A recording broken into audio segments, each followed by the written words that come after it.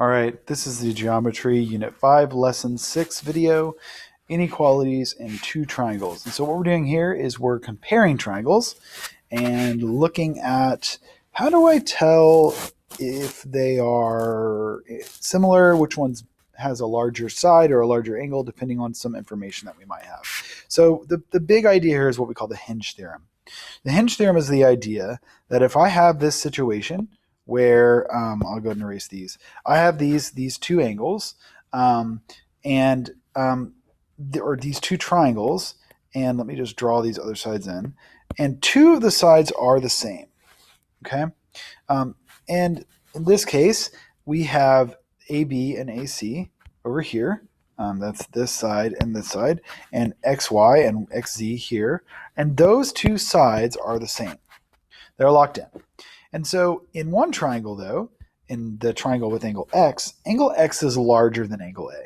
In other words, those arms have been opened wider than the arms of angle A. And so because of that, the hinge theorem tells us that because that hinge, in a sense, is open more, because X is open more, it has a longer side over here on the other side of the triangle. So that means I know that this side over here, XZ, is bigger than the side across from angle A. So the angle has been opened up wider. So then because angle X is greater than angle A, I'll write this in a different way, therefore what? Well, therefore, I'm going to put this in parentheses to kind of get it offset. Therefore what? Well, we need to figure out what side is bigger than what. Well, in this case, angle YZ, or side YZ is greater than side BC because the arms of angle X is opened wider. And that's really it. So really what you're saying is if the angle is larger and the sides are the same, if the sides of those angles are the same, and that's what's happening here. In a sense, those arms of that angle have been opened wider. The wider the angle is opened, the longer the side is. And that's what you have in the SAS inequality theorem.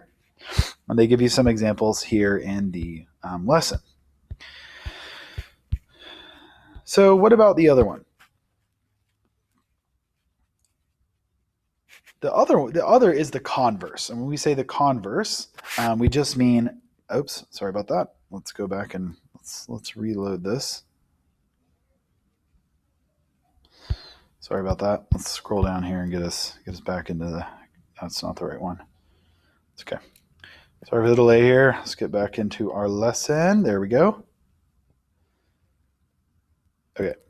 So let's talk about the converse. So the converse of this theorem is the converse hinge.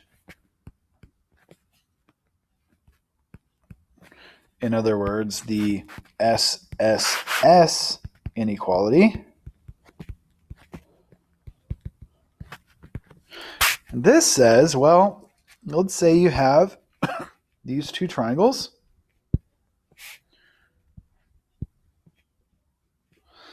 And you know that these sides are the same. And let's go ahead and label this triangle. Let's say this is going to be triangle PQR and MNO.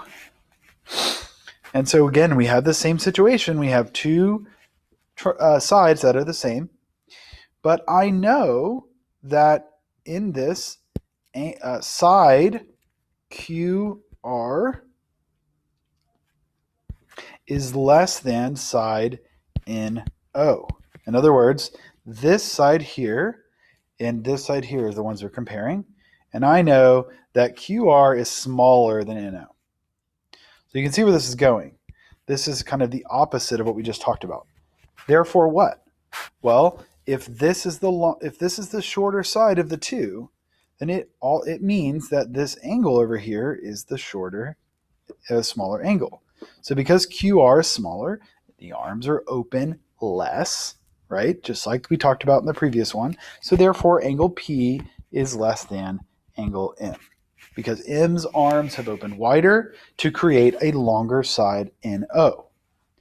And so that's the converse of the hinge theorem. So those are the two main things you need to take away from this lesson. So let's look down and check out our some of our vocab. So number 1 and 2 are the vocab questions. Those are coming directly from the definition of the theorems. So go ahead and look over that. Then number 3, you're going to identify the relationship between the angles. I'll just point out what angles you need to be comparing. You need to be comparing this angle and this angle. And the key piece of information is that right there.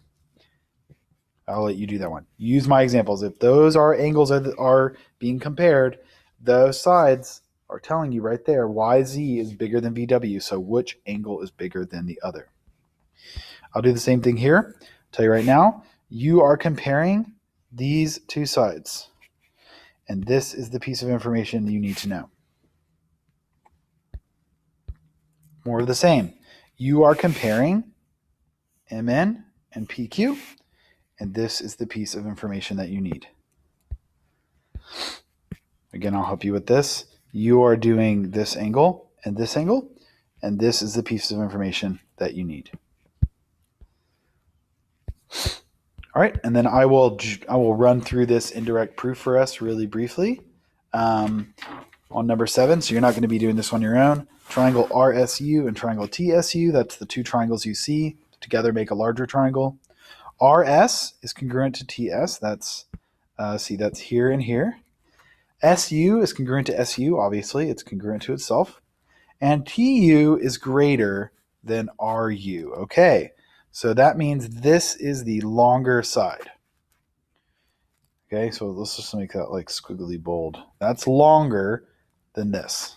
Okay, so let's see what that tells us. We're going to try to prove that angle 2 is greater than angle 1. So we're going to do the opposite, right? So remember, this is an indirect proof. So let's try to prove the opposite. So that would be this statement right here, that it's not equal. So that's going to be answer choice E.